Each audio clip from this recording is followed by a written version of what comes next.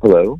Oh, hello. Is this David Baker? It is, yes. I'm still listening on the press conference. Oh, I do apologize. If you want to finish listening to the press conference, I can hang on. Let me just listen to the rest of the press conference, and then we can talk. Would that be all right? Yes, certainly. I'll phone you back as soon as it's finished. Hello? Hi, it's Adam Smith again from the website of the Nobel Prize. Many congratulations. Thank you. Can you just tell me how the news reached you? Let's see. Well, actually, I think it's kind of funny. I didn't realize this till afterwards, but I think they had the phone number for my son, who then gave them my phone number, and so I got a phone call, and my wife promptly started screaming, so I had a little hard time hearing, but then they got the news across. I like that she twigged before you did. Yeah. I mean, people always said there'd be a Nobel Prize for the people to solve the protein folding problem, and here it is. How does it feel? Yeah, well, it is. Well, of course, it's a great honor, and it is very exciting, and it's great to share this with Dennis and really John Jumper in particular, who really solved the classic structure prediction problem. For protein design, I always thought that if there was a Nobel Prize, I'd be sharing it with Steve Mail and Bill DeGrotto.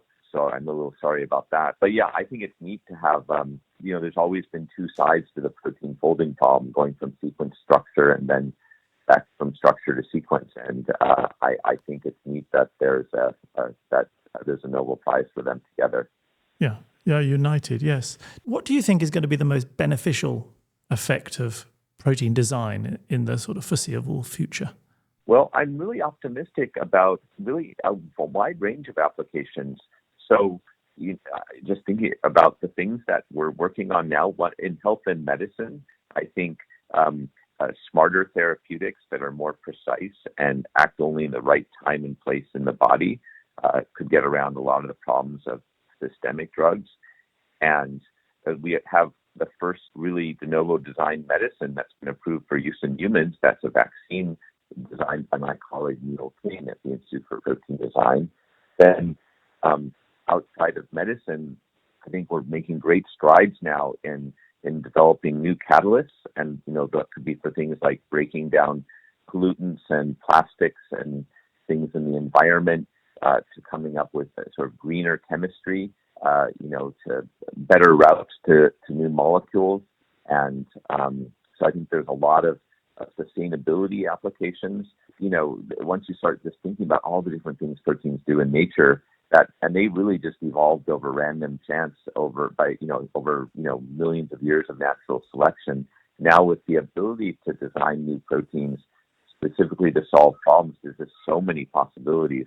It's really exciting. It's a whole new world, isn't it? Gosh. It's a whole new world, yeah. It really is, yeah. And just lastly, on the protein folding question, how does it feel being awarded with basically your competitors? Because, for a while, Rosetta Fold and AlphaFold were sort of competing with each other. And how does it feel to be united in this prize? Oh, well, I've never really felt that DeepMind or John or Demis were competitors. I think it was very inspiring. We were developing physically based methods for protein structure prediction and protein design for many years. And, we were making progress on protein design and being able to design, more complicated protein functions.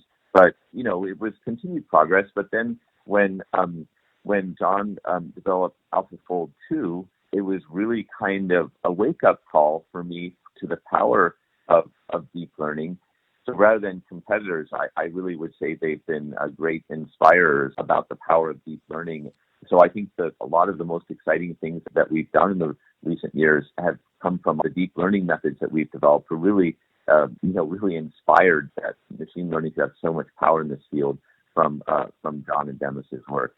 And it may be too big a question for now, but as you said, basically the protein folding question was going to be solved by understanding, but in the end it got solved by not understanding the rules. Does it matter that the rules are not understood, but it works? That's a big question. I think for the many, many uses that protein structure prediction has had, that knowing protein structures have, it doesn't really matter so much how you get there. And, humans are very comfortable with solving problems every day with a very, very complicated neural network. that we really don't understand at all, our brain. Yeah. And we're quite comfortable with the solutions we come up with, and we don't have a lot of anxiety about not understanding exactly how our brains work. Well, all fascinating. Thank you. And just for now, it's crazily early in the morning there. What happens next? Well, I think while we've been on the phone, I think I've had to decline about 100 phone calls, and messages keep popping up. I think I'm going to try and get some sleep. I don't know if that's possible. But yeah, it's going to be quite a day. Yeah.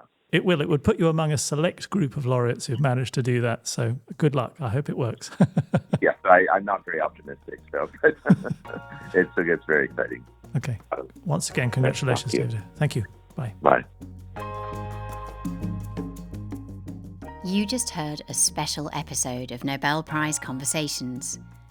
If you enjoyed this moment, you won't want to miss a single episode of our podcast. Be sure to subscribe.